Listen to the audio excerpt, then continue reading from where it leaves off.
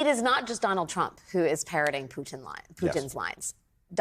Tucker Carlson, who is, a band leader, if you will, for this faction of Republicans who are defeating these bills, was in Moscow interviewing Vladimir Putin. I asked Secretary Clinton about that journalistic endeavor, and this is what she had to say. Tucker Carlson is in Moscow right now interviewing Vladimir Putin. Right. The first American, I'll say, journalist to interview Putin since the war in Ukraine began. What does that tell you about Tucker Carlson and right-wing media and also Vladimir Putin? Well, it shows me what I think we've all known. He's what's called a useful idiot. I mean, if you actually read translations of what's being said on Russian media, they make fun of him.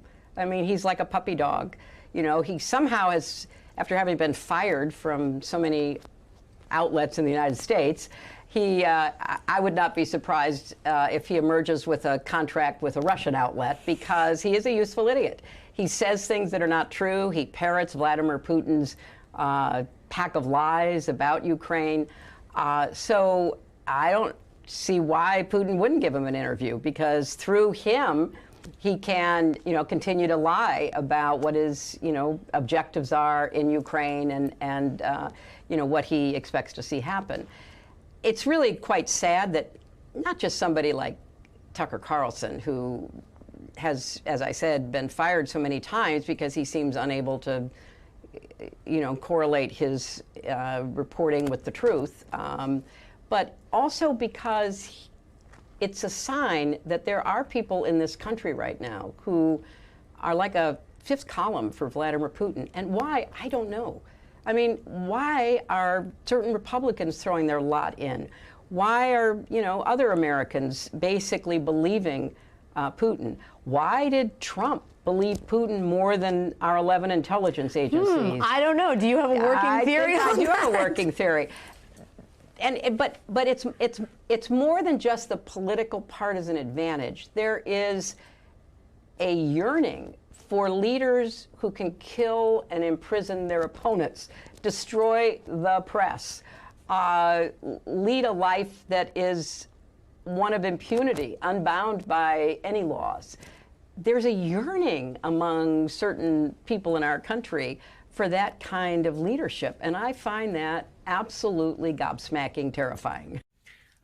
I find it gobsmacking terrifying too, Allie, and it's sort of like we talk about, disinformation on social media. Well, disinformation from people like Tucker Carlson, the platform he has, and the fact that he's a willing participant to it. And has been for a while. So he's been a big fan of Viktor Orban in Hungary. Viktor Orban comes and speaks at these events here, and Tucker Carlson goes and does a show from Hungary. He talked before the war came out about how we shouldn't be in bed with Ukraine because he called it a corrupt little country. Ukraine had a corruption problem. There's no problem and no question. And when it emerges from this war, they'll have to fix that because they'll be under the watchful eye of the rest of the world. It's not a reason for getting invaded by Russia.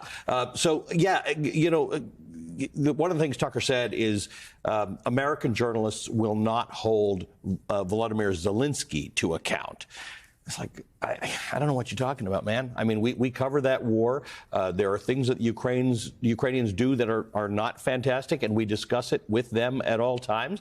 But they are a country that has been invaded by another country. And it fundamentally believes in sort of like, democracy in a way that Vladimir Putin, who has journalists in jail, Ukraine's been, for 20 years, struggled to find its democratic footing, and it really has struggled. But they are trying and trying and trying, and that's what the larger point is. In the same way that in America, if someone doesn't exactly like all of Joe Biden's policies, what you have to look at for this election is it's existential. It's a choice between who's upholding democracy and who's not. That's your issue in Russia and Ukraine. Who's upholding democracy and who's not. But Tucker Carlson is going to be there and be the journalist that none of us are. And I say, journalist in quotes. Yes.